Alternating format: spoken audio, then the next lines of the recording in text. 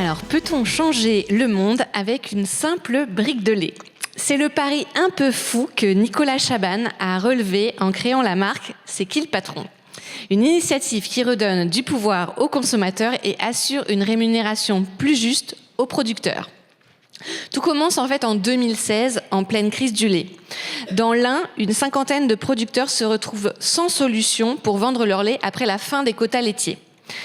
Martial Darbon, un producteur engagé, tente d'alerter les grandes surfaces. Et son message, en fait, il arrive jusqu'au siège de Carrefour, où un directeur touché par la situation décide d'agir.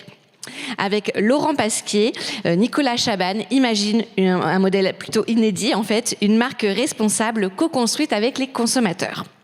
Chacun peut donc décider du prix du lait, des critères de qualité et des engagements envers les agriculteurs. Le succès est immédiat.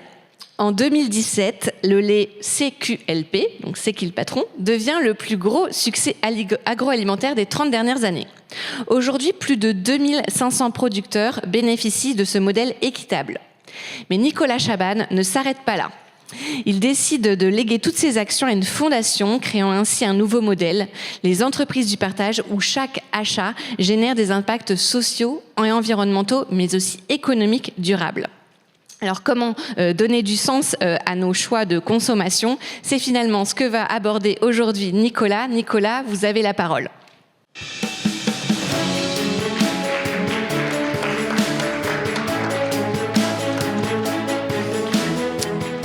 Merci beaucoup, merci beaucoup. Ah ouais, je crois qu'il y a déjà une photo là que je vois. On m'a demandé de mettre une photo de mon enfance. Donc, comme c'est à ce point collectif, C'est qui le patron, c'est très rare quand on repasse par nous en tant qu'individu. Mais voilà, vous avez la joie de voir la famille il y a quand même quelques années. Il y a à peu près 50 ou 60 kilos, à peu près. Donc, C'est qui le patron, c'est né. Je vais essayer de vous raconter rapidement cette histoire de la brique de lait. Voilà. Parce qu'il y a de l'espoir derrière, c'est pas juste un succès collectif et quelque chose d'enthousiasmant, c'est que derrière, je vais essayer de vous décrire ce que sans doute on va pouvoir faire, nous les consommateurs, nous les citoyens, après cette aventure. On est en 2016, il y a ce que vous connaissez en dehors de C'est qui le patron, des grandes marques qui, notamment en vendant du lait, nous permettent pas à nous consommateurs de faire un achat sans qu'on soit rendu complice très involontaire du fait qu'à l'autre bout, il y a un producteur qui s'en sorte pas. On trouve ça très injuste. Je me rappelle qu'à l'époque, on s'occupe toujours des gueules cassées, toujours un petit mot pour les fruits et légumes avec des défauts d'aspect, mais il n'y a pas que les fruits et légumes.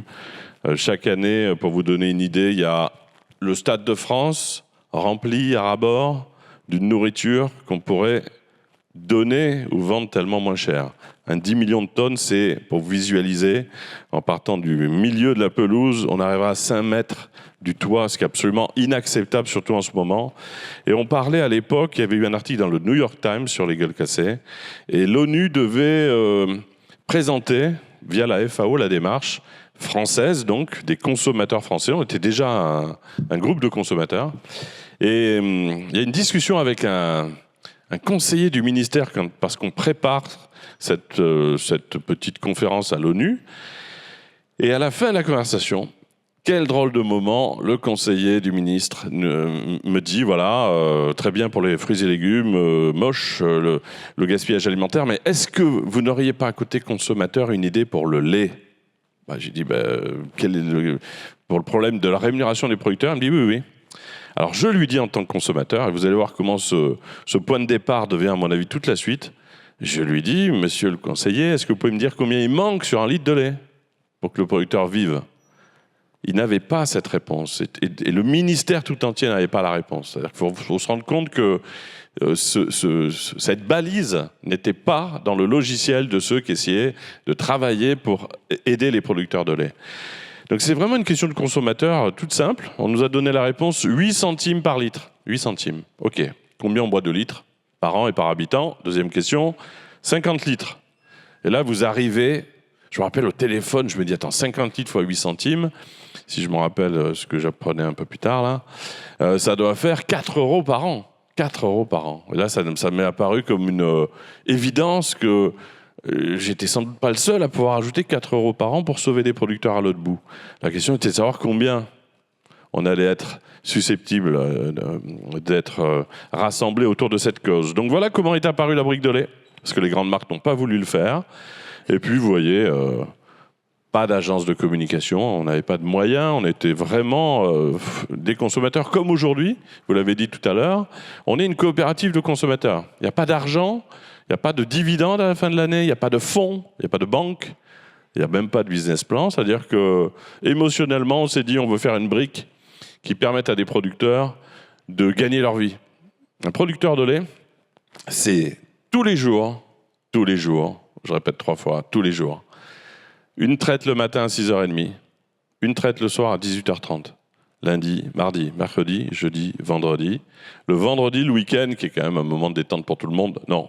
Le samedi, c'est 6h30 et 18h30. Le dimanche, c'est 6h30, 18h30. Quand à 21h, tu as fini la traite du dimanche, tu redémarres le lundi. Voilà ce que c'est la vie de producteurs, de gens qui nous nourrissent et qui ne s'en sortent pas. À l'époque, ceux qu'on a rencontrés, nous, dans la Bresse, ils perdaient 120 € par jour. Chaque jour, en tournant le bouton de la machine à traire, disait Martial, on se retrouve avec 120 € de perte à la fin de la journée. 7 jours sur 7 sans vacances. C'est là où on a, nous, consommateurs, estimé que c'était une injustice trop grande, surtout quand elle est accompagnée par nos actes d'achat. C'est-à-dire qu'on est rendu, nous, complices de ça. Voilà comment la brique de lait est arrivée. Puis là, la belle histoire a commencé. Là, on arrive à un stade où je ne peux plus vous expliquer comment, puisqu'il n'y avait pas une stratégie, on n'avait pas une recette. On a très émotionnellement mis cette brique en rayon. Les grands spécialistes nous ont dit, méfiez-vous des grands spécialistes, vous serez à 5 millions de litres de lait par an. 7 millions peut-être, c'est mécanique, vous n'avez pas de commerciaux dans les magasins puisqu'il n'y a pas de force de vente, pas de grande pub à la télé, normalement vous ne vendrez pas de produits. Et voilà comment, en arrivant en rayon, dès la première année, le chiffre tombe, 33 millions de litres de lait. La deuxième année, 66 millions de litres de lait. Ça veut dire que nous, consommateurs, et c'est important cette notion, nous on n'est pas une start-up ayant créé un concept pour essayer de vendre des produits à un peuple lointain qui s'appelle les consommateurs. C'est le marketing, c'est-à-dire je vais essayer de faire un produit pour des gens alors qu'ils ne sont pas vraiment comme moi, en essayant de trouver une solution pour qu'ils achètent massivement un produit dont ils ne savent rien et dont ils n'avaient pas forcément besoin d'ailleurs au départ. Donc, nous, consommateurs, on ne voit pas les choses comme ça. On se pose des questions. Voilà, il y a des questionnaires, vous pouvez les voir actuellement sur C'est qui le patron, il y a 2 questionnaires. Et vous allez pouvoir répondre à des questions très simples. Vous voyez, cette brique de lait, à l'époque, elle était vendue en rayon 69 centimes. Une brique de lait, pas celle-là.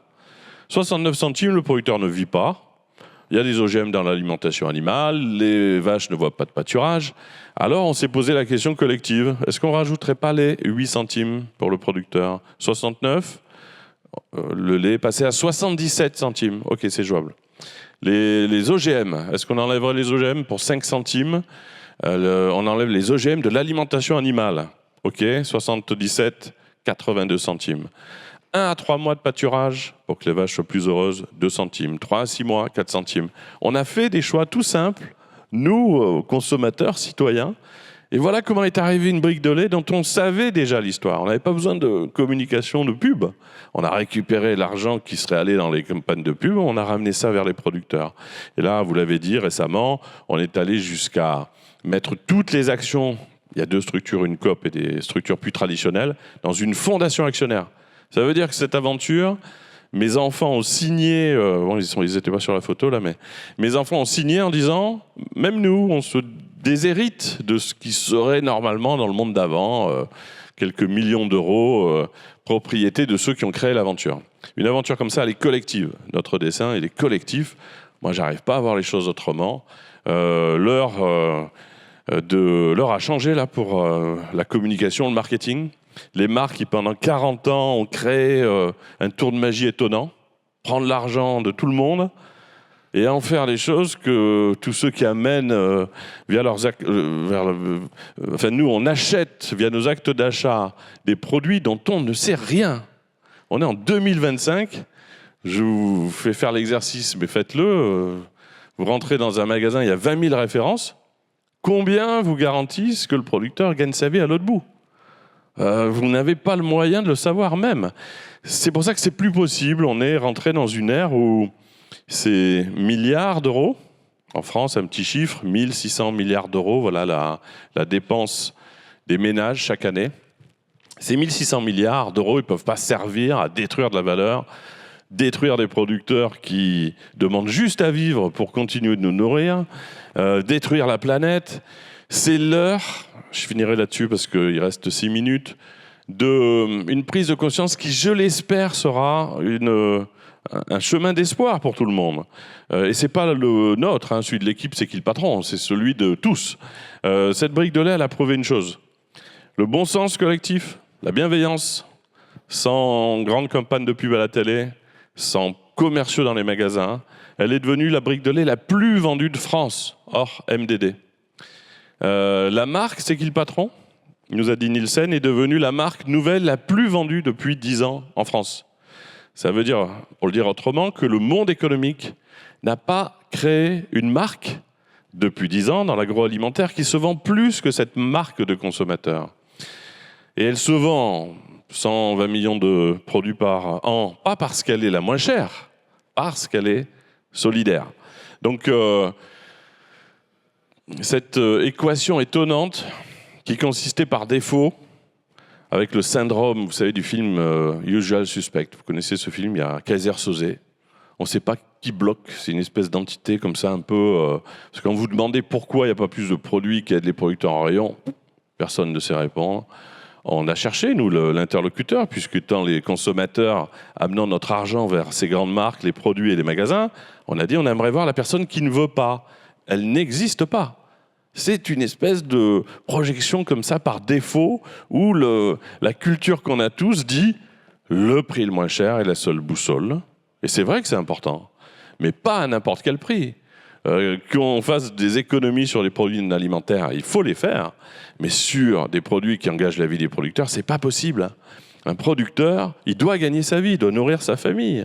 Sinon, son fils ne reprendra jamais l'exploitation. On a publié des chiffres, on les a présentés hier au président de la République. 100 000 exploitations de moins en 10 ans en France. On était à 1 500 000 exploitations en 70, il en reste 395 000. Et dans 5 ans, la moitié des producteurs part à la retraite. Qui va nous nourrir ? Leurs enfants, qui ont vu des parents sans vacances, sans revenus, bosser dur. Il faut qu'on se réveille. C'est un trésor fabuleux, cette nourriture à nos portes. Il faut qu'on arrête de parier sur le bateau du bout du monde, parce que dans le contexte actuel, c'est quand même compliqué d'imaginer qu'il va pouvoir arriver toujours jusqu'à nous. Voilà. Il faut qu'on se dise que la première des priorités, et là je finirai sur une dimension, je le crois, positive, c'est qu'on peut s'offrir un succès collectif absolument génial, merveilleux. Il n'y en a pas beaucoup en ce moment, en faisant en sorte de protéger des gens qui, près de chez nous, bossent dur pour nous nourrir et remplir nos assiettes. Voilà. Il n'y a pas une priorité plus grande, même s'il y en a beaucoup, évidemment, et d'urgence. Pourquoi ? Parce que si on a du mal à trouver de la nourriture, tous les autres problèmes vont devenir 100 fois plus grands et 100 fois plus compliqués. Donc on va d'abord sécuriser ça. C'est ce qu'on a commencé à faire, nous les consommateurs, de façon très indépendante. Vous pouvez devenir sociétaire demain de la coopérative. Et vous allez goûter au plaisir qu'on partage là, en ce moment sur le petit stand du Salon de l'Agriculture. Vous avez des gens qui ont des professions diverses, qui sont bénévoles dans la coopérative, qui disent à un directeur de magasin, ça, c'est une marque qu'on a créée, nous les consommateurs, mettez-la en rayon. Elle aide les producteurs. Je suis allé moi-même vérifier, dit Emmanuel, Thierry, des sociétaires qui ont un autre job durant l'année. Je suis allé un jour, on les voit d'ailleurs là, sur cette photo, je suis allé un jour voir un producteur. Et là, c'est pas Nicolas Chaban ou l'équipe qui m'a tenu la main pour me dire, comme le ferait une marque ou une agence, vous inquiétez pas, le producteur gagne sa vie. Là, Thierry, Emmanuel, tous ceux qui sont là, il y a 15 000 sociétaires en France dans la COP et 16 millions d'acheteurs, pour vous donner une idée. Ben, tout le monde a la capacité, dans une cuisine un matin, dans la visite qu'on fait chez les producteurs, de demander à la maman, le papa du producteur qui est là, souvent ce sont des familles réunies, Est-ce que c'est vrai ce qui est marqué sur cette brique-là? Est-ce que vraiment ça change votre vie? Et là, que vous soyez en face d'un producteur loquace, timide, réservé ou passionné, vous verrez dans ses yeux que sa vie a changé. Comme l'a dit Régis Menguier aussi, qui est producteur près du Mans, le jour où les consommateurs ont rajouté les fameux 8 centimes par litre, ça lui a ramené, alors qu'à nous, ça nous coûtait 4 euros par an, hein, ça lui a ramené 72 000 euros de chiffre d'affaires. Quand vous multipliez le litrage de son lait par ces centimes, lui, ça a bouleversé sa vie. Son témoignage est tellement plus fort, je vais rester très sobre. Allez les écouter sur Internet. C'est le moment le plus important, c'est quand vous entendez un producteur vous dire je vivais pas, quoi, je dormais pas. Je bossais tous les jours, je m'en sortais pas. Le couple, le salaire, c'est ma femme qui le ramenait. Ou mon mari, quand les couples sont inversés. Un petit coucou aux productrices, on n'en parle pas assez. Il y en a beaucoup en France et on a d'ailleurs rajouté, vous voyez, sur la brique de lait, que la productrice était également soutenue. Donc voilà, c'est très humain ce qu'on a fait, c'est très simple.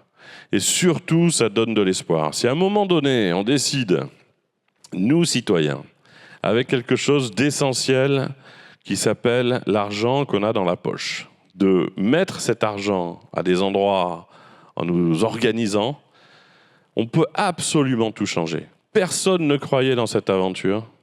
120 millions de produits maintenant vendus chaque année. Personne n'imaginait que les producteurs pourraient échapper à la fatalité d'être dans un métier dur où on ne s'en sort pas. Et la preuve est faite que les 16 millions de gens qui achètent ces produits, en 8 ans c'est énorme, hein, il y a peu d'experts qui imaginaient que ce soit possible ainsi.